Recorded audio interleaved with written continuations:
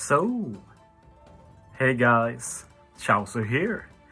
Time for another Gear 5 video, and I'm going to continue using him with other captains. In this video is going to be a hybrid with Stampede Luffy. He's one of those legends who just never gets obscured due to his very unique captain ability. Let's just recap the combination that these two legends will bring. First, Gear 5 Luffy. He has the surviving death once. He resists bind. He resists special reverse, both by 10 turns. And once he gets into the Gear 5 mode, he also ignores defensive effects. So that's a lot in one unit. We've never had a unit who has that much utility in the captain ability. And the fact is that Stampede Luffy is almost a perfect match to this. He resists the spear by 10 turns, paralysis by 10 turns. He is also a side boosting unit, also boosting dex and strength. So when you run these two together, you need to build a mono side dex strength team, preferably mono free spirit. So not a lot to choose from, but the reward is big. And they do have decent synergy. Like, it's still a pretty slow team. It's hard to make Gear 5 fast, but Stampede Luffy is fast, 9 CD with Limerick expansion, and he has one of those special that can just kill a mini boss quite easily. And if you use in stage 4, for example, he can carry over a Call of Affinity buff that Gear 5 can take advantage of, which is pretty nice. And I must say that I notice a lot of negativity towards certain aspects of Gear 5 Luffy, but having played around a lot today, I've also been testing in Pirate King Adventures. Even if I've not been able to record a run I'm happy with yet, I can just say that the things we've got that Gear 5 Luffy is good at is fantastic. And yeah, I have 2 no-stall speedrun teams. Yeah, no-stall speedrun teams with Gear 5 Luffy.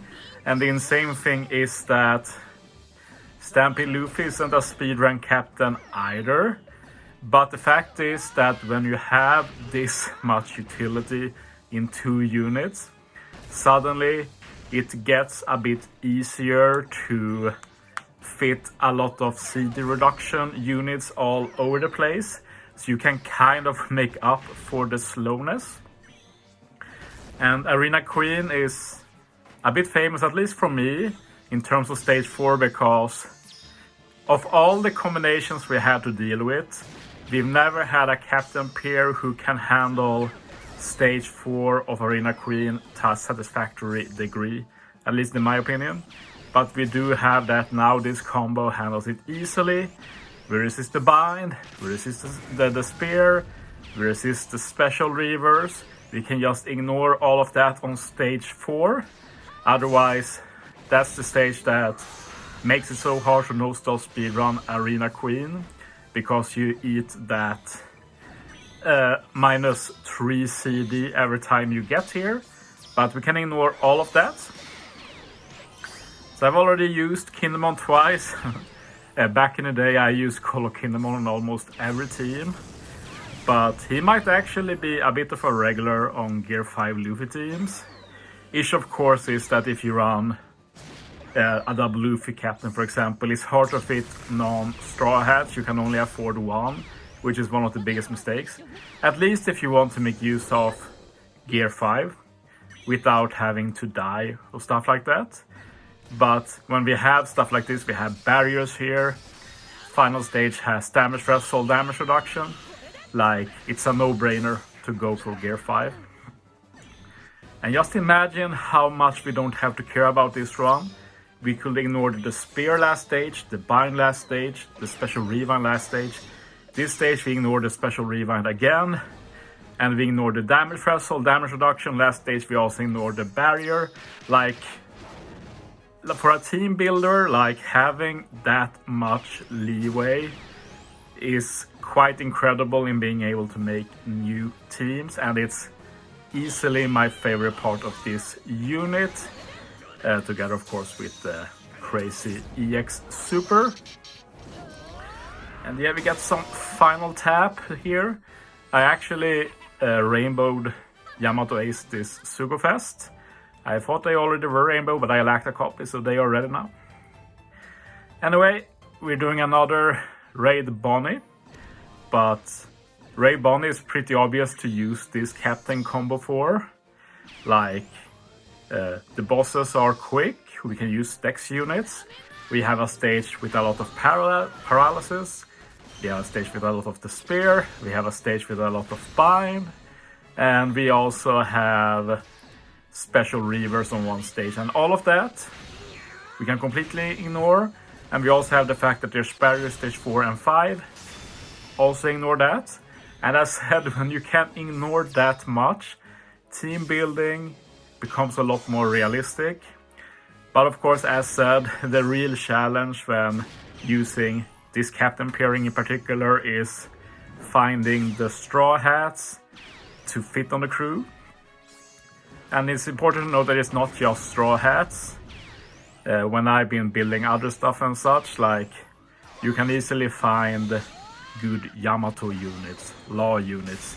The only one you can kind of ignore is Eustace Kid, at least for now. Momo also has a few. Like, it's pretty insane that something like Toki actually counts as a booster for that Super EX special, which is super cool actually. Can add even more immunities to certain stages. And yeah, Arena Frankie here, pretty nice, removes the attack down, and he also sets up for a death down condition on next stage to just make it even easier to kill.